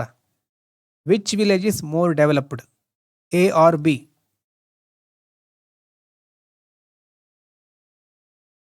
S, correct. B village, B is more developed. Income ಜಾಸ್ತಿ ಆಗಿಲ್ಲ, ಆದರೆ ಅಂದರೆ ಡ್ರಾಸ್ಟಿಕಲಿ ಎಕ್ಸ್ಪೋನೆನ್ಷಿಯಲಿ ಇನ್ಕಮ್ ಜಾಸ್ತಿ ಆಗದೆ ಇದ್ರೂ ಇಲ್ಲಿ ನಮಗೇನು ಕಾಣಿಸ್ತಾ ಇದೆ, ಜನರ ಜೀವನ ಮಟ್ಟ ಸುಧಾರಿಸ್ತಾ ಇರೋದು ಕಾಣಿಸ್ತಾ ಇದೆ. ಹಾಗಾಗಿ ಮೊದಲನೇ ವಿಲೇಜು, ಎ ಅನ್ನೋ ವಿಲೇಜು ಗ್ರೋತನ್ನು ಸೂಚಿಸ್ತಾ ಇದೆ. ಗ್ರೋತ್, ಹೌದು, ಆರ್ಥಿಕವಾಗಿ ಪ್ರಗತಿ ಇದೆ. ಬಿ ಅನ್ನೋ ವಿಲೇಜು ಡೆವಲಪ್ಮೆಂಟನ್ನು ಸೂಚಿಸ್ತಾ ಇದೆ. ಡೆವಲಪ್ಮೆಂಟ್. ಈಗ ಗ್ರೋತ್ ಮತ್ತು ಡೆವಲಪ್ಮೆಂಟ್. ಮೊದಲನೇದು ಎಕನಾಮಿಕ್ ಗ್ರೋತ್. ಏನು ಇಕನಾಮಿಕ್ ಗ್ರೋತ್ ಅಂತಂದರೆ ನೋಡ್ತಾ ಹೋಗೋಣ. ಇಕನಾಮಿಕ್ ಗ್ರೋತ್ ಇದೆಲ್ಲ NCERTಲಿ ಬಂದಿರೋ ಕಾನ್ಸೆಪ್ಟೇ, ಆದರೂ ಒಂದು ಸಾರಿ ರಿಫ್ರೆಶ್ ಆಗಲಿ ಮೈಂಡು. ಒಂದ್ಸರಿ ಬರ್ಕೊಂಡ್ರು ಹೆಲ್ಪ್ ಆಗುತ್ತೆ. Economic growth means an increase in the production, an increase in the production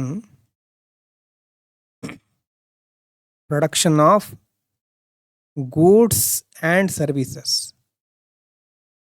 goods and services in an economy over time, in an economy over time. Economic growth means an increase in the production of goods and services in an economy over time. ಅಂದ್ರೆ ಏನದ್ರ ಅರ್ಥ? if a country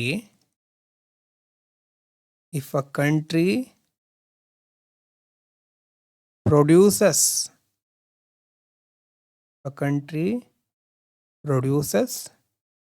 more than before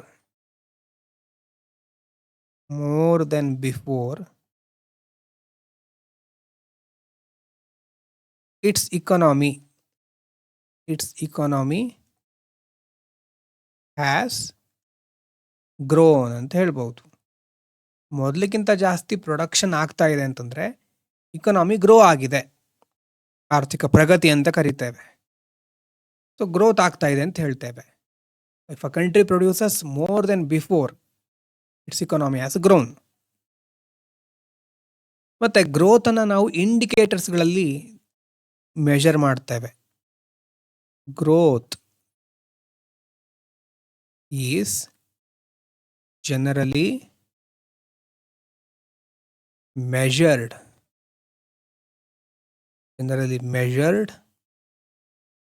using indicators like GDP. GDP ಅನ್ನೋದೊಂದು indicator. GDP full form ಗೊತ್ತಿದೆಯಾ? Full form ಗೊತ್ತಿದೆ ಅಲ್ವಾ? GDPದು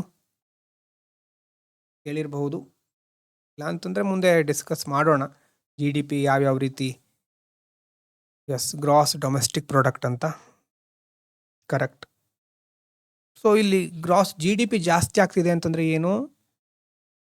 more factory, more production, more income, ಅಂದರೆ ಜಾಬಲ್ಲಿರೋರಿಗೆ more jobs, business activity ಜಾಸ್ತಿ ಆಗ್ತಾ ಇದೆ. ಸೊ ಗ್ರೋತಲ್ಲಿ ಮೇನ್ ಆಗಿ ಅವ್ರು ಕ್ವಶನ್ ಮಾಡೋದೇನು? ಇಕನಾಮಿಕ್ ಆಕ್ಟಿವಿಟಿ ಇನ್ಕ್ರೀಸ್ ಆಗಿದೆಯಾ ಅಥವಾ ದೇಶದ size of the economy increase ಆಗ್ತಾ ಇದೆಯಾ ಅನ್ನೋದು ಮಾತ್ರ ನೋಡ್ತಾರೆ. ಸೈಜ್ ಆಫ್ ದಿ ಇಕಾನಮಿ, ಅದ್ರ ಮೇಲೆ ಮಾತ್ರ ಫೋಕಸ್ ಮಾಡೋದು ಗ್ರೋತ್. ಅದು ಇನ್ಕ್ರೀಸ್ ಆಗ್ತಾ ಇದ್ರೆ ಅದು ಗ್ರೋತ್. ಇದು ಗ್ರೋತ್ ಕಾನ್ಸೆಪ್ಟ್. ಇನ್ನು ಇಕನಾಮಿಕ್ ಡೆವಲಪ್ಮೆಂಟ್ ಅನ್ನುವಂಥ ಕಾನ್ಸೆಪ್ಟಲ್ಲಿ ಅಲ್ಲೇನಾಗ್ತಾ ಇದೆ? ಒಂದು ದೇಶ GDPಯಲ್ಲಿ ಮುಂದುವರಿತಾ ಇದೆ, ದೊಡ್ಡ ಪ್ರಮಾಣದ GDP ಏನೋ ಹರಿದು ಬರ್ತಾ ಇದೆ ಅಥವಾ ಅಷ್ಟು ಕಲೆಕ್ಟ್ ಆಗ್ತಾ ಇದೆ, ಪ್ರೊಡಕ್ಷನ್ ಜಾಸ್ತಿ ಆಗ್ತಾ ಇದೆ. ಆದರೆ ಪೀಪಲ್ಸ್ ಕ್ವಾಲಿಟಿ ಆಫ್ ಲೈಫ್ ಯಾವ ಮಟ್ಟದಲ್ಲಿದೆ? ಜನರ ಜೀವನ ಮಟ್ಟ ಸುಧಾರಿಸಿದೆಯಾ ಇಲ್ವಾ? ಜೀವನ ಮಟ್ಟನ ಸುಧಾರಿಸ್ತಾ ಇದೆ ಅಂತಂದರೆ ಅದು ಡೆವಲಪ್ಮೆಂಟ್ ಇಲ್ವಾ? ಬರ್ಕೊಳ್ಳಿ. ಇಕಾನಮಿಕ್ ಡೆವಲಪ್ಮೆಂಟ್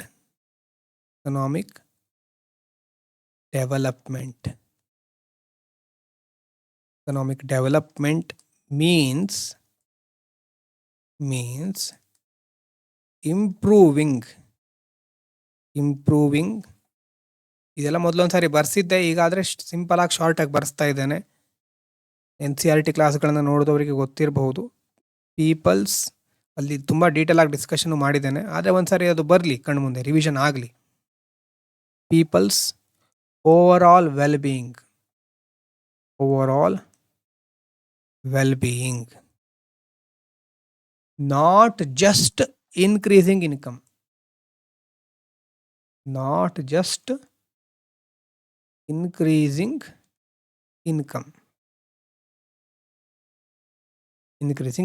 ಬರೀ ಇನ್ಕಮ್ ಜಾಸ್ತಿ ಆಗೋದು ಮಾತ್ರ ಅಲ್ಲ, ಓವರ್ ಆಲ್ ವೆಲ್ಬೀಯಿಂಗ್ ಅಂದರೆ ಏನೇನು ಇನ್ಕ್ಲೂಡ್ ಆಗಿರುತ್ತೆ?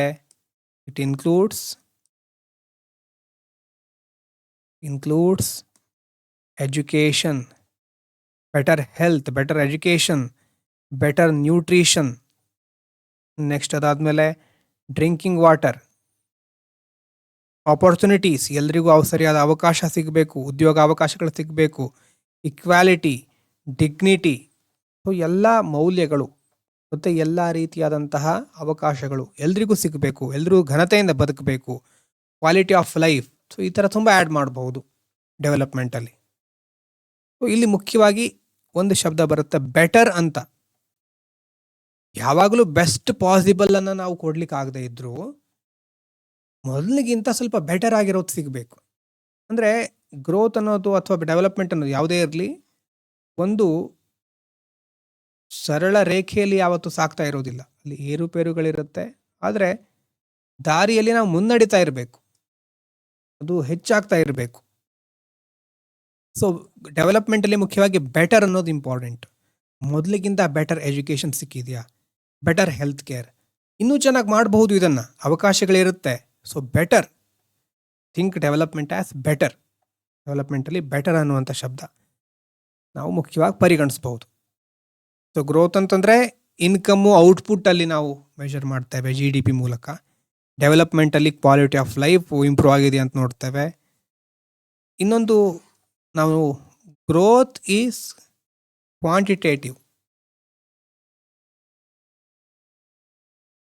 ಕ್ವಾಂಟಿಟೇಟಿವ್ ಅಂತಂದರೆ ಅದನ್ನು ಮೆಷರ್ ಮಾಡಬಹುದು, ಅದಕ್ಕೆ ಇಂಡೆಕ್ಸ್ಗಳಿದೆ ಮತ್ತು ನಂಬರ್ಗಳಲ್ಲಿ ಅದನ್ನು ಎಕ್ಸ್ಪ್ರೆಸ್ ಮಾಡ್ತೇವೆ. Development is qualitative.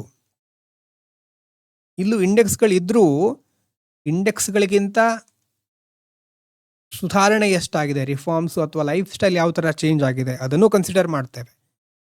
ಹೇಗೆ ಅಂತಂದರೆ ಒಂದು 2 ಸರ್ಕಲ್ ಇದ್ದರೆ, ದೊಡ್ಡ ಸರ್ಕಲ್ಲು, ಚಿಕ್ಕ ಸರ್ಕಲ್ಲು, ಒಂದರೊಳಗಡೆ ಒಂದಿರುತ್ತೆ. ಸಣ್ಣ ಸರ್ಕಲ್ ಏನು, ಇದರಲ್ಲಿ ಗ್ರೋತ್ ಯಾವುದು, ಡೆವಲಪ್ಮೆಂಟ್ ಯಾವುದು? 2 ಸರ್ಕಲ್ಗಳಲ್ಲಿ ಇದು ಚಿಕ್ಕ ಸರ್ಕಲ್ಲು 1, ಎರಡನೇದು ದೊಡ್ಡ ಸರ್ಕಲ್. ನಿಮ್ಮ ಪ್ರಕಾರ ಗ್ರೋತ್ ಮೊದಲನೇ ಸರ್ಕಲ್ಲ, ಎರಡನೇ ಸರ್ಕಲ್ಲ? ಡೆವಲಪ್ಮೆಂಟ್ ಯಾವುದು ಹಾಗಾದರೆ, ಮೊದಲನೇದ ಎರಡನೇದ?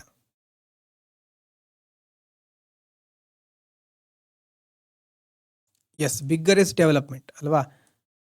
ದೊಡ್ಡ ಸರ್ಕಲ್ ಡೆವಲಪ್ಮೆಂಟ್, ಇದು ಡೆವಲಪ್ಮೆಂಟ್. ಡೆವಲಪ್ಮೆಂಟಲ್ಲಿ ಗ್ರೋತು ಇರುತ್ತೆ. ಡೆವಲಪ್ ಆಗಬೇಕು ಅಂತಂದರೆ ನಿಮ್ಮ ಇನ್ಕಮ್ ಇನ್ಕ್ರೀಸ್ ಆಗಬೇಕು. ಆದರೆ ಬರೀ ಇನ್ಕಮ್ ಇನ್ಕ್ರೀಸ್ ಆದರೆ ಸಾಕಾಗೋದಿಲ್ಲ. ನೋಡಿ, ಇದು ಗ್ರೋತು, ಇಲ್ಲಿ ಇನ್ಕಮ್ ಇನ್ಕ್ರೀಸ್ ಆಗ್ತಾ ಇದೆ ಗ್ರೋತ್ ಸರ್ಕಲಲ್ಲಿ. ಆದರೆ ಡೆವಲಪ್ಮೆಂಟಿಗೆ ಹೆಲ್ತು, ಎಜುಕೇಷನ್ನು, ಇಕ್ವಾಲಿಟಿ, ಡಿಗ್ನಿಟಿ, ಅದು ಎಲ್ಲ ಇನ್ಕ್ಲೂಡ್ ಆಗಿರುತ್ತೆ. ಅದು ದೊಡ್ಡ ಸರ್ಕಲ್ ಡೆವಲಪ್ಮೆಂಟ್.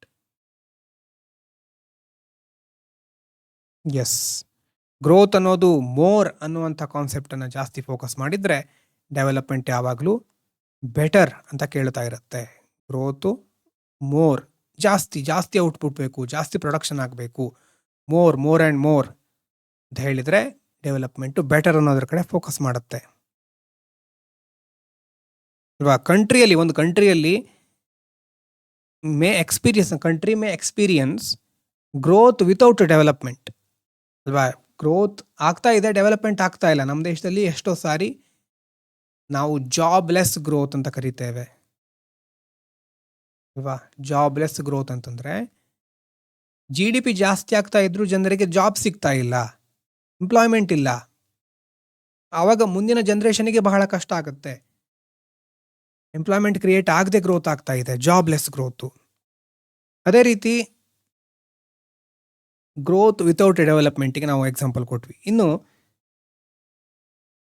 ಗ್ರೋತು ಡೆವಲಪ್ಮೆಂಟ್ ಆಗದೇನೆ ಆಗುತ್ತೆ.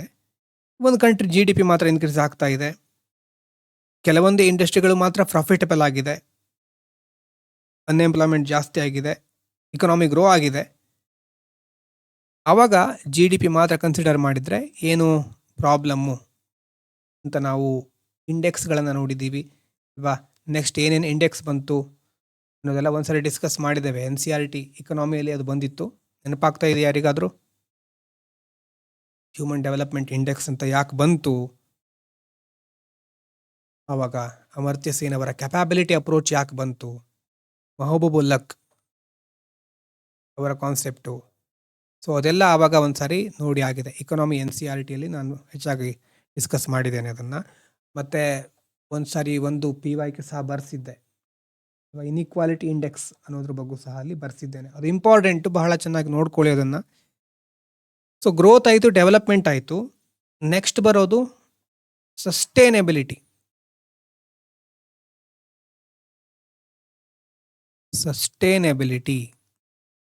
ಸಸ್ಟೈನೆಬಿಲಿಟಿ ಅಂತಂದರೆ ಫ್ಯೂಚರ್ ಜನ್ರೇಷನ್ ಬಗ್ಗೆ ಥಿಂಕ್ ಮಾಡೋದು.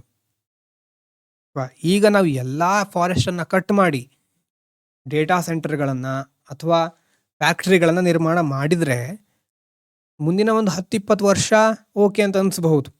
ಆದರೆ ಗ್ರೌಂಡ್ ವಾಟರ್ ಡಿಪ್ಲೀಟ್ ಆಗ್ತಾ ಇರುತ್ತೆ, ಮಿನರಲ್ ರಿಸೋರ್ಸ್ಗಳು ಅಲ್ವಾ ಎಕ್ಸ್ಟ್ರಾಕ್ಷನ್ ಆಗ್ತಾನೆ ಇದ್ರೆ ಅದು ಸಹ ನಾಶ ಆಗ್ತಾ ಇರುತ್ತೆ, ಕಣ್ಮರೆ ಆಗುತ್ತೆ. ಇವತ್ತು ನಾವು ರಿಚ್ ಆಗಿರಬಹುದು, ಆದರೆ ಮುಂದಿನ ಜನ್ರೇಷನ್ನು ತುಂಬ ಪೂರ್ ಆಗಿಬಿಡ್ಬೇಕಾಗತ್ತೆ. ಅವಾಗ ಬರೋ concept sustainability. Means using resources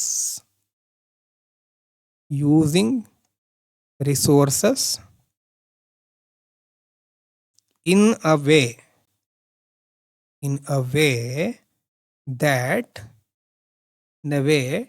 that meets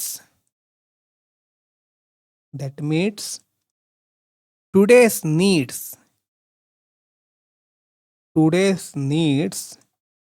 without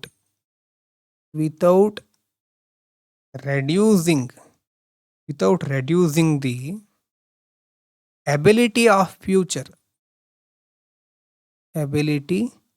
of future generations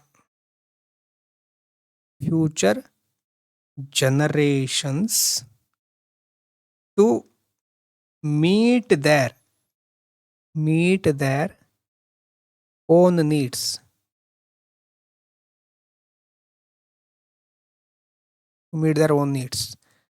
ಅಂದರೆ ಇವತ್ತೇನು ಬೇಕು ಅದನ್ನು ಪಡ್ಕೊಳ್ಳೋದೆ ಅಲ್ವಾ. ಇವತ್ತು ಹೊಟ್ಟೆಗೆ ಊಟ ಸಿಕ್ಕಿಲ್ಲ ಅಂತಂದರೆ ಇವತ್ತು ನಾವು ಹಸಿವಿನಿಂದ ನರಳ್ತೇವೆ. ಇನ್ನು ಕೆಲವು ದಿನಗಳಲ್ಲಿ ನಮಗೆ ಆರೋಗ್ಯ ಸರಿ ಇರೋದಿಲ್ಲ. ಇವತ್ತು ಊಟ ಮಾಡೋದೆ. ಹಾಗಂತ ಇವತ್ತು ಊಟ ಮಾಡಲಿಕ್ಕೆ ಪ್ರತಿಯೊಂದನ್ನು ನಾಶ ಮಾಡಬೇಕು ಅಂತ ಇಲ್ಲ. ಟುಡೇಸ್ ನೀಡ್ಸ್ಗಳನ್ನು ಫುಲ್ಫಿಲ್ ಮಾಡಿಕೊಳ್ಳೇಬೇಕು. ಆದರೆ ಅತಿಯಾಗಿ ಲಕ್ಸುರಿಯಸ್ ಆಗಿ ಬದುಕಬೇಕು ಅಂದರೆ ಆಗೋದಿಲ್ಲ. ಒಂದು ವೇಳೆ ನಾವು ಲಕ್ಸುರಿಯಸ್ ಆಗಿ ಬದುಕಿದ್ರೆ ನಮ್ಮ ಮುಂದಿನ ಜನಾಂಗ ತುಂಬ ಕಷ್ಟಪಡಬೇಕಾಗತ್ತೆ. ಅವರು ತಮ್ಮ ನೀಡ್ಸ್ಗಳನ್ನು ಆವಾಗ ಪಡ್ಕೊಳ್ಳಿಕ್ಕಾಗೋದಿಲ್ಲ. ಅಲ್ವಾ. ಇವತ್ತಿರೋದನ್ನು ವೈಸ್ಲಿ ಯೂಸ್ ಮಾಡೋದು. Use wisely today so that tomorrow is not compromised. ನಾಳೆ ಅವರು ಕಾಂಪ್ರಮೈಸ್ ಮಾಡಬೇಕಾದ ಪರಿಸ್ಥಿತಿ ಬರಬಾರ್ದು. ಯಾಕಂದರೆ ನಮ್ಮ ಹಿಂದಿನವರು ಚೆನ್ನಾಗಿ ನಮಗೆ ಎಷ್ಟೋ ವಿಷಯಗಳನ್ನು ಕೊಟ್ಟು ಹೋಗಿದ್ದಾರೆ ಅಲ್ವಾ. ಈ ಮಾನವ ಜನಾಂಗ ಇರಬಹುದು, ಪ್ರಕೃತಿ ಇರಬಹುದು, ಅದನ್ನು ಉಳಿಸ್ಕೊಳ್ಳೋದು ನಮ್ಮ ಕೈಲಿ ಇರುತ್ತೆ. ಸಸ್ಟೈನೆಬಿಲಿಟಿ ಅನ್ನೋ ಕಾನ್ಸೆಪ್ಟ್ ಅಲ್ಲಿ ಬರುತ್ತೆ. ಫಾರೆಸ್ಟು, ರಿವರು, ಸಾಯಿಲ್ ಇರಬಹುದು, ಕ್ಲೀನ್ ಏರ್ ಇರಬಹುದು, ಬಯೋಡೈವರ್ಸಿಟಿ ಇರಬಹುದು, ಎಲ್ಲವೂ ಸಹ ಇಂಪಾರ್ಟೆಂಟೇ ಮನುಷ್ಯ ಬದುಕಲಿಕ್ಕೆ. ಹಾಗೆ ಡೆವಲಪ್ಮೆಂಟ್ ಅಂತ ಕಾನ್ಸೆಪ್ಟ್ ಬಂತಲ್ವಾ, ನಾವು ನೋಡಿದ್ವಿ, ಗ್ರೋತ್ ನೋಡಿದ್ವಿ, ಡೆವಲಪ್ಮೆಂಟ್ ನೋಡಿದ್ವಿ. ಅದಕ್ಕೆ ಹೇಳೋದು ಸಸ್ಟೈನಬಲ್ ಡೆವಲಪ್ಮೆಂಟ್ ಬೇಕು ಅಂತ. ಹೌದು, GDP ಜಾಸ್ತಿ ಆಗ್ತಾ ಇದೆ, ಜನರ ಜೀವನ ಮಟ್ಟನ ಸುಧಾರಿಸ್ತಾ ಇದೆ, ಎಜುಕೇಷನ್, ಹೆಲ್ತ್ ಎಲ್ರಿಗೂ ಸಿಗ್ತಾ ಇದೆ, ಗ್ರೋತು ಇದೆ, ಡೆವಲಪ್ಮೆಂಟು ಆಗ್ತಾ ಇದೆ. ಆದರೆ ಅದು ಸಸ್ಟೈನೇಬಲ್ ಆಗಿರಬೇಕು. ಫ್ಯಾಕ್ಟ್ರಿಯಿಂದ ಜಾಬ್ ಕ್ರಿಯೇಟ್ ಆಯಿತು, ಪ್ರೊಡಕ್ಷನ್ ಜಾಸ್ತಿ ಆಯಿತು, ಜನರ ಜೀವನ ಮಟ್ಟ ಸುಧಾರಿಸ್ತು. ಆದರೆ ಆ ಫ್ಯಾಕ್ಟ್ರಿಯಿಂದ ಪರಿಸರಕ್ಕೆ ಹಾನಿ ಆಗ್ತಾ ಇದೆ, ಮಾಲಿನ್ಯ ಆಗ್ತಾ ಇದೆ. It polluting the rivers, destroy the fertile land ಅಲ್ವಾ. ಆ ಥರ ಫ್ಯಾಕ್ಟ್ರಿಯಿಂದ ಆಗ್ತಾ ಇದೆ ಅಂತಂದರೆ ಆವಾಗ ಅದು ಸಮಸ್ಯೆ. Future generation have to pay the price. So good development is not about choosing between economy and the environment. ಒಳ್ಳೆ ಡೆವಲಪ್ಮೆಂಟ್ ಅಂತಂದರೆ balancing the both. Sustainable development ಅಂತಂದರೆ ಅದೇ ಇಕಾನಮಿ ಎನ್ವೈರ್ಮೆಂಟನ್ನು ಬ್ಯಾಲೆನ್ಸ್ ಮಾಡ್ಕೊಂಡು ಹೋಗೋದು. ಪದೇ ಪದೇ ಅದು ಬರ್ತಾನೆ ಇರುತ್ತೆ. ಬರೀ ಇಕಾನಮಿಯಲ್ಲಿ ಮಾತ್ರ ಅಲ್ಲ, ಎನ್ವೈರ್ಮೆಂಟಲ್ಲೂ ಬರುತ್ತೆ, ಎಲ್ಲ ಕಡೆ ಆ ಸಸ್ಟೈನಬಲ್ ಡೆವಲಪ್ಮೆಂಟ್ ಕಾನ್ಸೆಪ್ಟ್ ಬರುತ್ತೆ. ಈಗ ಇಕಾನಮಿಯ ಬಗ್ಗೆ ಬೇಸಿಕ್ ಆಗಿ ನಿಮ್ಗೆ ಗೊತ್ತಿದೆ. ಫಂಡಮೆಂಟಲ್ ಪ್ರಾಬ್ಲಮ್ ಅಂತಂದರೆ ಏನು, ಅಲ್ಲಿಂದ ನಾವು ಬಂದಿದ್ದೇವೆ. ಅಲ್ಲಿಂದ ಇಲ್ಲಿ ತನಕ ಸಸ್ಟೈನಬಲ್ ಡೆವಲಪ್ಮೆಂಟ್ ತನಕ ಒಂದು ಸಾರಿ ನಮ್ಮ ಜರ್ನಿ ಸ್ಟಾರ್ಟ್ ಆಗಿದೆ. ಇದೇ ಕಾನ್ಸೆಪ್ಟು ನಾವು ಲಾರ್ಜರ್ ಲೆವೆಲಲ್ಲಿ ನೋಡ್ತಾ ಹೋಗ್ತೇವೆ ಮುಂದೆ. ದೇಶಕ್ಕೆ ಯಾವ ರೀತಿ ಸ್ಕ್ಯಾರ್ಸಿಟಿ ಇರುತ್ತೆ, ಮನಿಯನ್ನು ಹೇಗೆ ಮ್ಯಾನೇಜ್ ಮಾಡೋದು, ಅದಕ್ಕೋಸ್ಕರ RBI ಯಾವ ರೀತಿ ಕೆಲಸ ಮಾಡುತ್ತೆ ಅಲ್ವಾ. ದೇಶಕ್ಕೆ ಬಜೆಟ್ ಬೇಕು, ಹಣ ಬರೋದು ಹಣ ಹೋಗೋದು ಅಲ್ವಾ, ಪೇಮೆಂಟ್ ಎಲ್ಲಿಂದ ಬರುತ್ತೆ, ಎಲ್ಲಿ ಖರ್ಚಾಗುತ್ತೆ, ಎಕ್ಸ್ಪೆನ್ಸಸ್ಸು ಅಲ್ವಾ, ರೆವೆನ್ಯೂ, ಎಕ್ಸ್ಪೆಂಡಿಚರು, ಕ್ಯಾಪಿಟಲ್ ಎಕ್ಸ್ಪೆಂಡಿಚರು ಅಂದರೆ ಏನು, ನಮ್ಮಲ್ಲಿ ದೇಶದ ಲೆವೆಲ್ ಆದಮೇಲೆ ಗ್ಲೋಬಲ್ ಲೆವೆಲಿಗೆ ಹೋಗೋದು, ಇಂಟರ್ನ್ಯಾಷನಲ್ ಲೆವೆಲಲ್ಲಿ ಏನಾಗ್ತಾ ಇದೆ, ಇಂಪೋರ್ಟು ಎಕ್ಸ್ಪೋರ್ಟ್ ಯಾವ ಥರ ಇದೆ ಅಲ್ವಾ ಅದು. ಸೊ ಈ ರೀತಿ ಇಂಡಿವಿಜುವಲ್ ಲೆವೆಲ್ಲಿಂದ ನಾವು ಗ್ಲೋಬಲ್ ಲೆವೆಲ್ ತನಕ ನೋಡಿದರೆ ಆಯಿತು. ಎಕನಾಮಿ ಸಿಂಪಲ್, ಆದರೆ ಸರಿಯಾಗಿ ನೋಟ್ಸ್ ಮಾಡ್ಕೊಳ್ತಾ ಕೇಳಿಸ್ಕೊಳ್ತಾ ಹೋಗಬೇಕು. ನಾನು ಸ್ಲೋ ಆಗೇ ಮಾಡ್ತಾ ಹೋಗ್ತೇನೆ ಇಕನಾಮಿಯನ್ನು, ಆದರೆ ವಿಡಿಯೋ ನೋಡದೇ ಇದ್ದರೆ, ನೋಟ್ಸ್ ಮಾಡ್ಕೊಳ್ದೇ ಇದ್ದರೆ ಅದು ನಾನೇನು ಹೇಳಲಿಕ್ಕಾಗಲ್ಲ. ಒಂದೊಂದೇ ಹಂತವನ್ನು ನೋಡ್ತಾ ಹೋಗೋದು ಈಸಿ ಇರುತ್ತೆ, ನಿಧಾನವಾಗಿ ಸರಿಯಾಗಿ ನೋಡಿದರೆ ಈಸಿ ಇರುತ್ತೆ. ಟೈಮ್ ಕೊಡೋದು ಇಂಪಾರ್ಟೆಂಟು, ಟೈಮ್ ಸರಿಯಾಗಿ ಕೊಡಬೇಕು. ಅದೇ ರೀತಿ ಇಕನಾಮಿಯನ್ನು ನಾವು ಒಂದು ಸಾರಿ ಚೆನ್ನಾಗಿ ಅರ್ಥ ಮಾಡಿಕೊಂಡ್ರೆ ಎಲ್ಲೆಲ್ಲಿ ಕನೆಕ್ಟ್ ಆಗುತ್ತೆ ನೋಡಿ. ನೀವು ಬೇರೆ ಒಂದು ವೇಳೆ ಸೋಷಿಯಾಲಜಿ ಆಪ್ಷನ್ ತಗೊಂಡವರಿಗೂ ಗೊತ್ತಿರುತ್ತೆ, ಇವಾಗ ಕೆಲವೊಂದು ಕಮ್ಯುನಿಟಿಯಲ್ಲಿ ಯಾಕೆ ಚೆನ್ನಾಗಿ ಎಜುಕೇಷನ್ ಇರುತ್ತೆ, ಅಲ್ಲಿ ಯಾಕೆ ಜಾಬ್ ಸಿಗುತ್ತೆ, ಅವರ ಎಕನಾಮಿಕ್ ಕಂಡೀಷನ್ ಯಾವ ರೀತಿ ಅದಕ್ಕೆ ಸೂಟ್ ಆಗುತ್ತೆ ಅಂತ ನಮ್ಗೆ ಗೊತ್ತಾಗುತ್ತೆ. ಮತ್ತು ಎಥಿಕ್ಸು ಮತ್ತು ಎಕನಾಮಿಕ್ಸು ಕೆಲವೊಂದು ಸಾರಿ ಕಾನ್ಫ್ಲಿಕ್ಟಿಂಗ್ ಆಗಿರುತ್ತೆ, ಕೆಲವೊಂದು ಸಾರಿ ಕೋಆಪರೇಟಿವ್ ಆಗಿರುತ್ತೆ. ಪ್ರಾಫಿಟೇಬಲ್ ಇದೆ ಅಂತ ಅದು ಮಾರಲಿ ರೈಟ್ ಇದೆ ಅಂತ ಅಲ್ಲ. Profitability doesn't mean morality, not equal to morality. ಲಾಭದಾಯಕವಾಗಿದೆ ಅಂತ ನೈತಿಕವಾಗಿದೆ ಅಂತಲ್ಲ, ಲಾಭದಾಯಕತೆ ಬೇರೆ, ನೈತಿಕತೆ ಬೇರೆ ಅಲ್ವಾ. ಯಾರು ಹೈಯೆಸ್ಟ್ ಪ್ರೈಸನ್ನು ಪೇ ಮಾಡ್ತಾರೋ ಅವ್ರಿಗೆ ಮಾತ್ರ ನಾನು ಲೈಫ್ ಸೇವಿಂಗ್ ಮೆಡಿಸಿನ್ ಕೊಡ್ತೇನೆ ಅಂತ ಒಂದು ಫಾರ್ಮಸಿ ಕಂಪ್ನಿಯವನು ಹೇಳ್ಬೋದು, ಅವರಿಗೆ ಪ್ರಾಫಿಟಬಿಲಿಟಿ ಇದೆ. ಆದರೆ ಮೊರಾಲಿಟಿ ಇಲ್ಲ. ಪ್ರೈಸ್ ಮೇಲೆ ಜನರ ಜೀವವನ್ನು ಅಳಿಲಿಕ್ಕಾಗತ್ತಾ ಅಲ್ವಾ. ಆ ರೀತಿಯಾದ ಎಥಿಕಲ್ ಕಾನ್ಸೆಪ್ಟ್ಗಳೆಲ್ಲ ಅಲ್ಲಿ ಬರುತ್ತೆ. ಅದಕ್ಕೆ ಹೇಳ್ತಾರೆ ಇಕಾನಮಿ ಅನ್ನೋದು, economy explains what is efficient, ಯಾವುದು ದಕ್ಷತೆಯಿಂದ ಕೂಡಿದೆ, ಯಾವುದು ದಕ್ಷವಾದಂಥ ಆಯ್ಕೆ ಅಂತ ತಿಳಿಸುತ್ತೆ. ವಾಟ್ ಈಸ್ ಎಫಿಷಿಯಂಟ್ ಚಾಯ್ಸ್ ಯಾವುದು ಅಂತ ಇಕನಾಮಿ ತಿಳಿಸುತ್ತೆ. ಆದರೆ ಎಥಿಕ್ಸ್ ಏನು ಹೇಳುತ್ತೆ, ಎಥಿಕ್ಸ್ ಆಸ್ಕ್ಸ್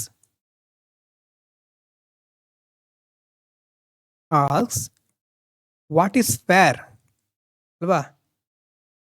ಓಕೆ, ಎಫಿಷಿಯನ್ಸಿ ಬೇಕು ನಮಗೆ, ಆದರೆ ಅದು ಸರಿಯಾದ ಆಯ್ಕೆನಾ ಅಥವಾ ನ್ಯಾಯಯುತವಾದಂಥದ್ದ, ಫೇರ್ ಆಗಿದೆಯಾ ಚಾಯ್ಸು ಅಂತ ಕೇಳೋದು ಎಥಿಕ್ಸ್. ಒಂದು ಒಳ್ಳೆಯ ಸೊಸೈಟಿಗೆ ಎರಡು ಬೇಕು. ಯಾವಾಗಲೂ ಫೇರ್ ಆಗಿರ್ತೀನಿ, ಓಕೆ, ಒಳ್ಳೆಯ ತತ್ವನೇ, ಹಾಗಂತ ಎಫಿಷಿಯನ್ಸಿನ ಕಾಂಪ್ರಮೈಸ್ ಮಾಡಲಿಕ್ಕೆ ಆಗೋದಿಲ್ಲ. ಎಫಿಷಿಯೆಂಟು ಬೇಕು, ಫೇರ್ನೆಸ್ಸು ಬೇಕು. Good society needs both. ಎಥಿಕ್ಸ್ನನ್ನು ನಾವು ಸಾಧ್ಯ ಆದರೆ ಇವತ್ತು ರಾತ್ರಿ 9 ಗಂಟೆಗೆ ಸ್ಟಾರ್ಟ್ ಮಾಡೋಣ, ನೈಟು 9 ಗಂಟೆ ನಂತರ 9ರಿಂದ 10 ಗಂಟೆ 10:30 ಸಾಧ್ಯ ಆದರೆ ಆವಾಗ ನೋಡೋಣ. ಸಾಧ್ಯ ಯಾರಿಗಾಗುತ್ತೋ ಅವರು ಜಾಯ್ನ್ ಆಗ್ಬೋದು. ಮಧ್ಯಾಹ್ನ 2 o'clock ಎಕನಾಮಿಯನ್ನು ಕಂಟಿನ್ಯೂ ಮಾಡೋಣ. ನೈಟು 9 ಎಥಿಕ್ಸ್ನಲ್ಲಿ ಮೊದಲೇ ಹೇಳಿದ್ದೇನೆ ನಾನು, ಬರ್ಕೊಳ್ಳೋದೆಲ್ಲ ಸ್ಟಾರ್ಟಿಂಗಲ್ಲಿ ನಿಮಗೆ ಬಿಟ್ಟಿದ್ದು. ಕಾನ್ಸೆಪ್ಚುವಲ್ ಆಗಿ ಅರ್ಥ ಮಾಡ್ಕೊಳ್ಳೇಬೇಕು. ಕಾನ್ಸೆಪ್ಚುವಲ್ ಆಗಿ ತುಂಬ ಬೇರೆ ಬೇರೆ ಕಥೆಗಳು ಬರುತ್ತೆ ಅಲ್ಲಿ. ನಿಮಗೆ ಕೇಸ್ ಸ್ಟಡಿಗಳಿಂದ ಸ್ಟಾರ್ಟ್ ಮಾಡೋದು, ಅಂದರೆ ಲೈಫಲ್ಲಿ ಯಾವ ಥರ ಸಿಚುವೇಶನ್ ಬರಬಹುದು ಅಥವಾ ಯಾವ ರೀತಿ ಬರುತ್ತೆ, ಎಥಿಕಲ್ ಆಗಿ ಚಾಯ್ಸ್ ಹೇಗಿರುತ್ತೆ, ಅದ್ರ ಬಗ್ಗೆಲ್ಲ ನಾವು ಇಂಟ್ರೆಸ್ಟಿಂಗ್ ಆಗಿ ನೋಡ್ತಾ ಹೋಗೋಣ ನೈಟ್ ಎಥಿಕ್ಸಲ್ಲಿ. ಸಾಧ್ಯ ಆದವರು ಜಾಯ್ನ್ ಆಗಿಲ್ಲ ಅಂತಂದರೆ ಯೂಟ್ಯೂಬಲ್ಲಿ ನೋಡ್ಬೋದು. ಆಮೇಲೆ ಹಾಗಾಗಿ ಗೊತ್ತಾಗ್ತಾ ಇದೆ ಇಲ್ಲಿ ತನಕ ನಾವು ಸ್ಕ್ಯಾರ್ಸಿಟಿಯಿಂದ ಫೈನಲ್ ಆಗಿ ಡೆವಲಪ್ಮೆಂಟ್ ತನಕ, ಸಸ್ಟೈನಬಲ್ ಡೆವಲಪ್ಮೆಂಟ್ ತನಕ ಬಂದಿದ್ದೇವೆ. ನೆಕ್ಸ್ಟ್ ಮುಂದಿನ ಆಫ್ಟರ್ನೂನ್ ಸ್ಟಾರ್ಟ್ ಮಾಡೋಣ. ಒಂದು ಹಂತದಕ್ಕೆ ಮೊದಲನೇ ಕಾನ್ಸೆಪ್ಟಲ್ ಕ್ಲಾರಿಟಿ ಇಲ್ಲಿ ಸಿಗಬೇಕು ನಿಮಗೆ. ಇಲ್ಲಿ ತನಕ ಯಾಕೆ ಎಕನಾಮಿಕ್ಸ್ ಹುಟ್ಕೊಳ್ತು ಮತ್ತು ಯಾಕೆ ಅದು ಮುಂದುವರಿಬೇಕು, ಯಾವ ರೀತಿ ಮುಂದುವರಿಬೇಕು, ಇಲ್ಲಿಯ ತನಕ ನಾವು ಡಿಸ್ಕಸ್ ಮಾಡಿರೋದು ಇಷ್ಟು. What to produce, how to produce, whom to produce, ಇದೆಲ್ಲ ಮುಂದೆ ಬರುತ್ತೆ. ದೇಶ ಯಾಕೆ ಪ್ರೊಡ್ಯೂಸ್ ಮಾಡಬೇಕು, ಯಾರಿಗೋಸ್ಕರ ಪ್ರೊಡ್ಯೂಸ್ ಮಾಡಬೇಕು, ಹೇಗೆ ಡಿಸ್ಟ್ರಿಬ್ಯೂಟ್ ಮಾಡಬೇಕು, ಗ್ಲೋಬಲ್ ಲೆವೆಲಲ್ಲಿ ನಾವು ಹೇಗಿರಬೇಕು, ತುಂಬ ಅಂದರೆ ಒಳ್ಳೆ ಕಾನ್ಸೆಪ್ಟ್ ಇದು. ಸರಿಯಾಗಿ ನಾವು ನಿಧಾನವಾಗಿ ಅರ್ಥ ಮಾಡ್ಕೊಳ್ತಾ ಹೋದರೆ. ಮತ್ತು ಇದು ಇಂಪಾರ್ಟೆಂಟ್, ಬೇರೆ ಎಲ್ಲದಕ್ಕೂ ಇಕನಾಮಿಕ್ಸು ಬೇಸಿಕ್ಸ್. ನೀವು ಪಾಲಿಟಿ ನೋಡ್ಬೋದು, ಜಿಯೋಗ್ರಫಿ ನೋಡ್ಬೋದು, ಎಲ್ಲದಕ್ಕೂ ಕನೆಕ್ಟ್ ಆಗುವಂಥ ಸಬ್ಜೆಕ್ಟ್. ಎಸ್, ಹಾಗಾದರೆ ಇಲ್ಲೇ ಸ್ಟಾಪ್ ಮಾಡ್ತಾನೆ. ಈಗ ಮಧ್ಯಾಹ್ನ 2 ಗಂಟೆ ನಂತರ ಕಂಟಿನ್ಯೂ ಮಾಡೋಣ. Thank you so much. ಏನಾದರೂ ಡೌಟ್ ಇದ್ದರೆ ಕೇಳಬಹುದು, ಜಾಯ್ನ್ ಆಗಿರೋರು ಅಥವಾ ಆಮೇಲೆ ಯೂಟ್ಯೂಬಲ್ಲಿ ನೋಡಿದವರು.